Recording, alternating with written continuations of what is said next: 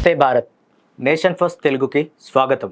భారతదేశ చరిత్రలో బెంగాల్ గురించి చెప్పాలంటే అది ఒక విప్లవ ప్రదేశం అనే చెప్పాలి. భారత్ స్వతంత్ర పోరాటానికి ఊపిరిపోసిన గడ్డ, నోబెల్ బహుమతులను అందించిన మేధావుల నిలయం. పశ్చిమ బెంగాల్ చరిత్ర, సంస్కృతి, విజ్ఞాన శాస్త్రాల్లో ప్రపంచ ప్రఖ్యాతిగాంచిన ఎందరో మహానుభావులకు జన్మస్థలం. రాజా రామ్మోహన్ రాయ్, స్వామి వివేకానంద, రామకృష్ణ పరమహంస, రవీంద్రనాథ్ ఠాగూర్, సుభాష్ చంద్రబోస్, ఖుదీరామ్ బోస్, పిసి రాయ్, సత్యజిత్ రే ఇలాంటి ఎందరో మహానుభావుల పుట్టిన నేల. ఇక రాజకీయాల విషయానికి వస్తే బెంగాల్ మనకు అర్థం కాని ఒక సీక్రెట్ ల్యాబ్ అనొచ్చు. బెంగాల్ పొలిటికల్ గ్రాఫ్ని కేస్ స్టడీ చేయాలని అనుకుంటే ఒక 4 చాప్టర్లో దీన్ని వివరించవచ్చు. Chapter number 1 communist rule. స్వతంత్ర భారత చరిత్రలో ఒకే ఐడియాలజీతో ఉన్న ప్రభుత్వం వరుసగా 34 ఏళ్ల పాటు పాలించడం ఒక రికార్డ్. ఇండిపెండెన్స్ అనంతరం బెంగాల్లో కాంగ్రెస్ పార్టీ బలంగా ఉండేది. అయితే కమ్యూనిస్టులు గ్రౌండ్ లెవెల్లో తమ పట్టును పెంచుకున్నారు. 1950 దశకంలో ఆహార సంక్షోభం, శరణార్థుల సమస్యలపై కమ్యూనిస్టులు పెద్ద ఎత్తున ఉద్యమాలు చేశారు. 1964లో కమ్యూనిస్ట్ పార్టీ చీలిక వచ్చి సిపిఐఎం ఆవిర్భవించింది. 1967లో బెంగాల్లోని నక్సల్బరీ గ్రామంలో రైతులు చేసిన తిరుగుబాటు భారత్ రాజకీయాలను మార్చేసింది. వారికి ఆయుధాలతో పోరాటం సాధ్యమేనని ఈ ఇన్సిడెంట్ నిరూపించింది. 1967-69లో కాంగ్రెస్ కాకుండా వేరే పార్టీలతో జతకట్టి యునైటెడ్ ఫ్రంట్ ప్రభుత్వాలను ఏర్పాటు చేశారు. కానీ అవి ఎక్కువ కాలం నిలవలేదు. 1970-77లో బెంగాల్ తీవ్రమైన పొలిటికల్ ఇన్స్టెబిలిటీని, నక్సలైట్ ఉద్యమాన్ని, ఎమర్జెన్సీని చవిచూసింది. దేశ విభజన తర్వాత బెంగాల్ పారిశ్రామికంగా, ఆర్థికంగా దెబ్బతినింది. ఆ సమయంలో బెంగాల్లో కమ్యూనిస్ట్ భావజాలం బాగా బలపడింది. 1977 ఎన్నికలు బెంగాల్ చరిత్రను మార్చేశాయి. లెఫ్ట్ ఫ్రంట్ ఘన విజయం సాధించింది. జ్యోతి బసు ముఖ్యమంత్రిగా ప్రమాణ స్వీకారం చేశారు. ఆపరేషన్ బార్గా ఇది కమ్యూనిస్టుల విజయానికి ఒక ప్రధాన కారణం. ఆపరేషన్ బర్గా అనే పేరుతో భూమి లేని రైతులకు, కౌలు రైతులకు భూమిపై హక్కులు కల్పించారు. దీనివల్ల గ్రామీణ ప్రాంతాల్లో లెఫ్ట్ పార్టీకి బలమైన ఓట్ బ్యాంక్ ఏర్పడింది. పంచాయతీరాజ్ అధికారులను పంచడం ద్వారా గ్రామ స్థాయి వరకు పార్టీ క్యాడర్ను విస్తరించారు. బెంగాల్ను లెఫ్ట్ ఫ్రంట్ కూటమి, మెయిన్గా సిపిఐఎం పార్టీ వరుసగా 34 ఏళ్ల పాటు పరిపాలించింది. ఇది ప్రపంచ ప్రజాస్వామ్య చరిత్రలో ఒక రికార్డ్. కానీ సుదీర్ఘ పాలనలో క్యాడర్ రాజ్ పేరుతో అనేక దాడులు జరిగాయి. సుందర్బన్ ప్రాంతంలోని మరిజ్ జూపీ దీవిలో ఆసరా పొందిన దళిత శరణార్థులపై లెఫ్ట్ ప్రభుత్వం దాడులు చేయించింది.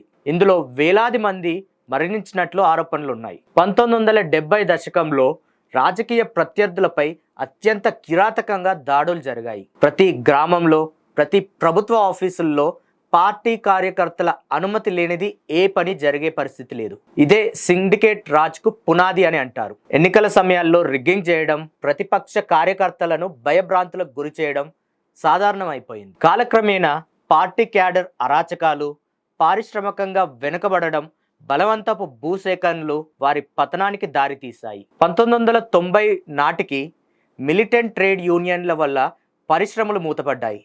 పెట్టుబడులు వెనక్కి వెళ్లడం మొదలైంది. నిరుద్యోగం పెరిగి బెంగాల్ యువత వలస వెళ్లడం ప్రారంభమైంది. Chapter 2 rise of TMC. TMC ఆవిర్భావం ఎప్పుడు జరిగింది? మమతా బెనర్జీ రాజకీయాల్లోకి ఎప్పుడు వచ్చారో చూద్దాం ఒకసారి. మమతా బెనర్జీ తన రాజకీయ ప్రస్థానాన్ని కాంగ్రెస్ పార్టీలో స్టూడెంట్ లీడర్గా ప్రారంభించారు. 1998లో కాంగ్రెస్ పార్టీ తీరుపై అసంతృప్తితో ఆమె బయటకు వచ్చి అఖిల భారత తృణమూల్ కాంగ్రెస్ ఏఐటిసి టీఎంసీ పార్టీని స్థాపించారు. వారి నినాదం మా మాటి మనుష్, అంటే తల్లి, మట్టి, మనుషులు.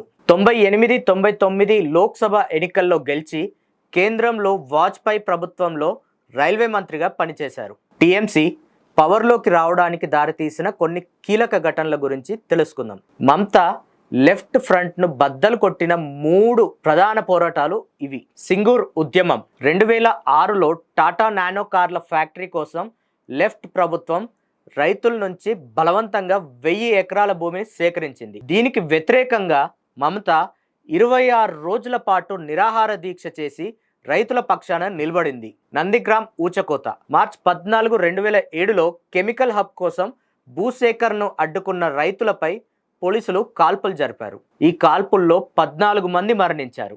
ఈ సంఘటన బెంగాల్ ప్రజల్లో కమ్యూనిస్టులపై తీవ్ర ఆగ్రహాన్ని కలిగించింది. లాల్గర్ అశాంతి 2008-9లో గిరిజన ప్రాంతాల్లో లెఫ్ట్ ఫ్రంట్ అరాచకాలపై జరిగిన తిరుగుబాటును మమత తనకు అనుకూలంగా మార్చుకున్నారు. 2011 బెంగాల్ అసెంబ్లీ ఎన్నికల ఫలితాలు వెలువడ్డాయి. టీఎంసీ చారిత్రక విజయం సాధించింది. 34 ఏళ్ల కమ్యూనిస్ట్ పరిపాలనకు చరమగీతం పాడుతూ టీఎంసీ కూటమి 227 సీట్లు సాధించింది. కమ్యూనిస్ట్ పాలనపై ప్రజలకున్న వ్యతిరేకతను మమతా బెనర్జీ తన వైపు తిప్పుకున్నారు. మే 20, 2011లో మమతా బెనర్జీ పశ్చిమ బెంగాల్ మొదటి మహిళా ముఖ్యమంత్రిగా ప్రమాణ స్వీకారం చేశారు.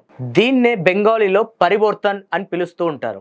2011, 2016, 2021లో మమతా బెనర్జీ 3 సార్లు ముఖ్యమంత్రిగా ఎన్నికయ్యారు. ప్రజలను ఆకర్షించడానికి మమతా ప్రభుత్వం కొన్ని సంక్షేమ పథకాలని తీసుకొచ్చింది. కన్యాశ్రీ ప్రకల్ప్, దువారే సర్కార్, లక్ష్మీర్ బండార్, నబూస్ సాది, విద్యార్థులకు సైకిళ్లు పంచడం ఇలాంటి కొన్ని కార్యక్రమాలు చేపట్టారు. Chapter 3 the rain of terror. Mamata Banerjee పాలనలో చాలా వివాదాలు చోటు చేసుకున్నాయి. అధికారం దక్కించుకున్నాక క్షేత్రస్థాయిలో అరాచకాలు చాలా పెరిగాయి. ప్రతి ఎన్నికల సమయంలో, ముఖ్యంగా 2018 పంచాయతీరాజ్ ఎన్నికల్లో, 2021 అసెంబ్లీ ఎన్నికల తర్వాత ప్రత్యర్థులపై దాడులు, హత్యలు, వాళ్ళ ఇల్లు తగలబెట్టడం ఇలాంటివి జరిగాయి. ప్రతిపక్ష కార్యకర్తలపై, ముఖ్యంగా బీజేపీ నేతలపై దాడులు జరిపించారు. రియల్ ఎస్టేట్ రంగంలో, వ్యాపారాల్లో సిండికేట్కు కమిషన్ ఇవ్వనిదే ఏ పని జరగని పరిస్థితి. మనందరికీ తెలిసిందే సందేశ్ ఖలీలో ఏం జరిగిందని. స్థానిక నేతలు మహిళలపై చేసిన లైంగిక వేధింపులు, భూ ఆక్రమణలు వారి ప్రతిష్టను దెబ్బతీశాయి. టీచర్ రిక్రూట్మెంట్ స్కామ్, 2013లో శారదా చిట్ ఫండ్ స్కామ్ ఇలాంటి భారీ కుంభకోణాలు వెలుగులోకి వచ్చాయి. నారదా స్టింగ్ ఆపరేషన్ మరియు ఇంకొన్ని స్కామ్లు పార్టీ ప్రతిష్టను దెబ్బతీశాయి. ఇక మనందరినీ ఎంతో కలిచివేసిన సంఘటన ఆర్జీకర్ ఇన్సిడెంట్. ఈ మెడికల్ కాలేజీలో జరుగుతున్న దారుణం భారతదేశం మొత్తాన్ని కుదిపేసింది. 31 ఏళ్ల పీజీ డాక్టర్ 36 గంటల షిఫ్ట్ పూర్తి చేసుకొని రెస్ట్ తీసుకోవడానికి ఆసుపత్రిలోని సెమినార్ హాల్కి వెళ్ళింది. మరుసటి రోజు ఉదయం ఆమె మృతదేహం సెమినార్ హాల్లో అర్ధనగ్నంగా తీవ్రమైన గాయాలతో దొరికింది. పోస్ట్ మార్టం రిపోర్ట్ ప్రకారం ఆమెపై పాశవికంగా అత్యాచారం జరిగిందని, ఆపై గొంతు పిసికి హత్య చేశారని నిర్ధారణ అయ్యింది. টিএমসি ప్రభుత్వం మొదట ఈ సంఘటనను ఆత్మహత్యగా চিত্রীকరించే ప్రయత్నం చేశారు. একটা মানুষকে অভিযুক্ত প্রমাণ করবার আগে তাকে অভিযুক্ত বলা যায় না। আমি তোমাকে একটা লিগাল পয়েন্ট থেকে বলছি, কাজে তুমি তোমার কথা বলতে পারো, কিন্তু তুমি অভিযুক্ত, তোমার একটা কমপ্লেন তুমি করতে পারো, কিন্তু আদৌ সে অভিযুক্ত কিনা সেটা কিন্তু কোনো এভিডেন্স পাওয়া যায়নি।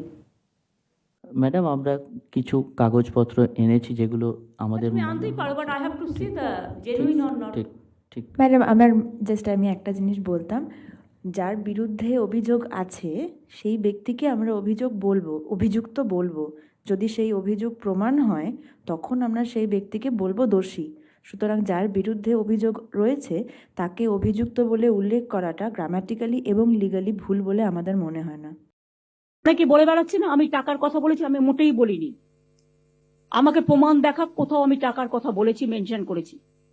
মিথ্যে কথা, কুৎসা, অপপ্রচার, চক্রান্ত। সুপ্রিম কোর্টেরই নির্দেশ আছে যে এই ধরনের ভিকটিমসদের একটা হেল্প করার, কিন্তু তাও আমি বলিনি।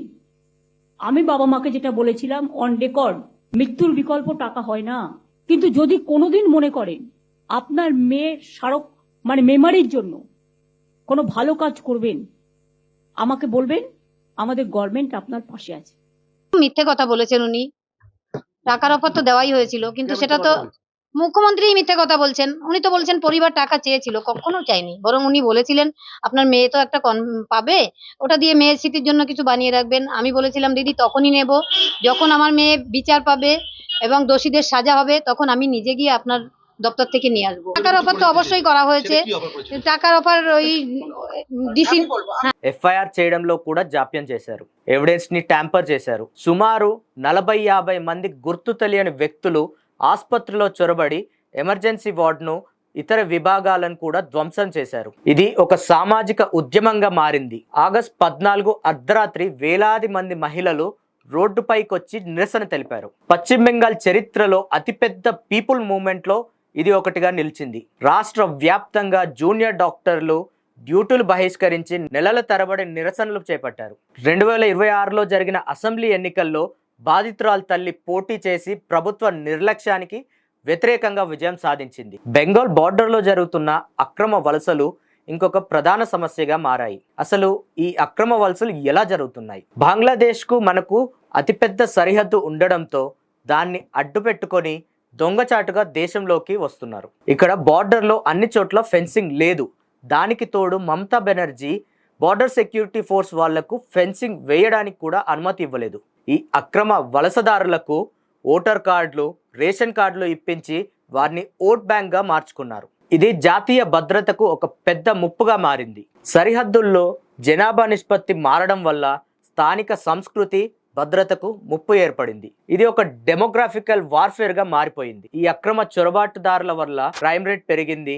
నకిలీ నోట్లు, డ్రగ్స్, ఉగ్రవాద చర్యలు పెరగడానికి ఈ చొరబాట్లు కారణమయ్యాయి. ఇలాంటి ఎన్నో సంఘటనల వల్ల దేశవ్యాప్తంగా బెంగాల్ రాజకీయాలు చర్చకు దారితీశాయి. Chapter 4 rise of BJP. బెంగాల్లో బీజేపీ ప్రస్థానం 1991 నుంచి మెల్లిగా స్టార్ట్ అయింది. 91లో 11% ఓట్ బ్యాంక్ సంపాదించుకుంది. 1998-99లో టీఎంసీతో పొత్తు పెట్టుకొని 2 ఎంపీ స్థానాలను కైవసం చేసుకుంది. 2004-2011 మధ్యలో ఒంటరిగా బీజేపీ పోటీ చేసి వెనుకబడింది. 2011లో మమతా బెనర్జీ అధికారంలోకి వచ్చినప్పుడు బీజేపీకి ఒక్క సీటు కూడా రాలేదు. కానీ 2014లో మోడీ ప్రభంజనంతో 17% ఓట్లను, 2 ఎంపీ స్థానాలు సాధించి తన స్థానాన్ని పెంచుకోవడం స్టార్ట్ చేసింది. 2019 ఎలక్షన్స్ ఒక మలుపు. 18 లోక్సభ స్థానాలను గెలుచుకొని టీఎంసీకి ప్రధాన ప్రత్యర్థిగా నిలిచింది. 2021 అసెంబ్లీ ఎలక్షన్స్లో 77 సీట్లను గెలుచుకొని కాంగ్రెస్, కమ్యూనిస్టులను 0కు పరిమితం చేసింది. ప్రధాన ప్రతిపక్ష హోదాను పొందింది. ఇదే సమయంలో మమతాకు కుడిభుజంగా ఉన్న సువేందు అధికారి బీజేపీలోకి రావడం బెంగాల్ రాజకీయాల్లో ఒక టర్నింగ్ పాయింట్గా మారింది. 2021లో మమతాను సొంత గడ్డపైనే ఓడించి సువేందు తన సత్తాను చాటారు. అపీస్మెంట్ రాజకీయాలకు వ్యతిరేకంగా బీజేపీ చేసిన పోరాటం ప్రజల్లోకి బలంగా వెళ్ళింది. ఆర్ఎస్ఎస్ మరియు విశ్వ హిందూ పరిషత్ దశాబ్దాలుగా బెంగాల్ గ్రామాల్లో సామాజిక సేవ మరియు హిందూ ధర్మంపై అవగాహన కల్పిస్తూ వస్తున్నారు. ఫలితంగా 2026 ఎన్నికల్లో సువేందు అధికారి నేతృత్వంలో బీజేపీ ఘన విజయం సాధించింది. బెంగాల్ రాజకీయాల్లో మరో అతిపెద్ద మలుపుగా పరిగణించవచ్చింది.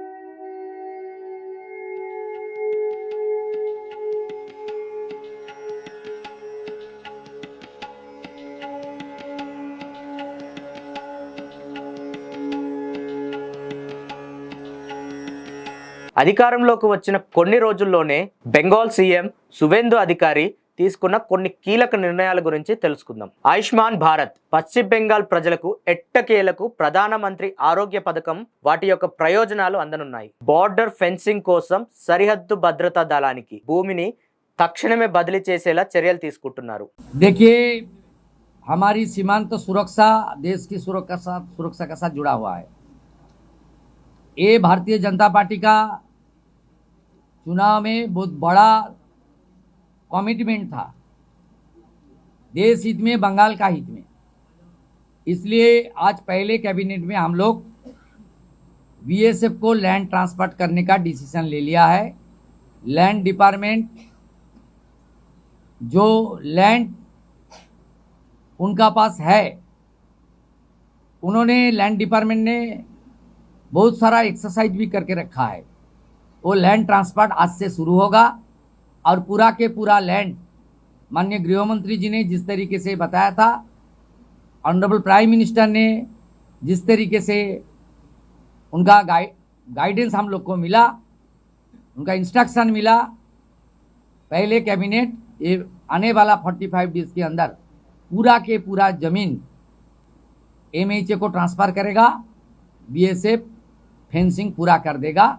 మేనిఫెస్టోలో చెప్పినట్లుగా గత ప్రభుత్వం హయాంలో విలువైన సమయాన్ని కోల్పోయిన అభ్యర్థులకు ప్రభుత్వం ఉద్యోగాల ఏజ్ లిమిట్ ని 5 ఏళ్లకు పెంచారు. భారతీయ న్యాయ సంహిత BNS ను అధికారికంగా అమలు చేశారు. సరైన ప్రాతినిధ్యం ఉండేలా జనాభా గణనకు గ్రీన్ సిగ్నల్ ఇచ్చారు. పశ్చిమ బెంగాల్లో ప్రజాస్వామ్యం కోసం పోరాడి ప్రాణాలు కోల్పోయిన 321 కుటుంబాలను ఆదుకునే దిశగా అడుగులు వేస్తున్నారు. పీఎం విశ్వకర్మ, ప్రధానమంత్రి ఫసల్ బీమా యోజన, పీఎం ఉజ్వల 3 వంటి కేంద్ర ప్రభుత్వ పథకాలను అమలు చేయడానికి మార్గం సుగమం చేశారు. గత ప్రభుత్వానికి విధేయులుగా ఉన్న 40 మందికి పైగా ఐపీఎస్ అధికారులను, జిల్లా మ్యాజిస్ట్రేట్లను ఆకస్మికంగా బదిలీ చేయబడ్డారు. రహదారులపై బహిరంగ ప్రార్థనలు నిర్వహించడానికి అనుమతి ఉండదని చెప్పారు. అక్రమ ఇసుక తవ్వకాలు, బొగ్గు మైనింగ్, దోపిడీలు మరియు ఆవులను అక్రమంగా రవాణాను సహించేదే లేదని అన్నారు. Chief electoral officer Manoj Agarwal ని కొత్త చీఫ్ సెక్రటరీగా నియమితులయ్యారు. Communal violence,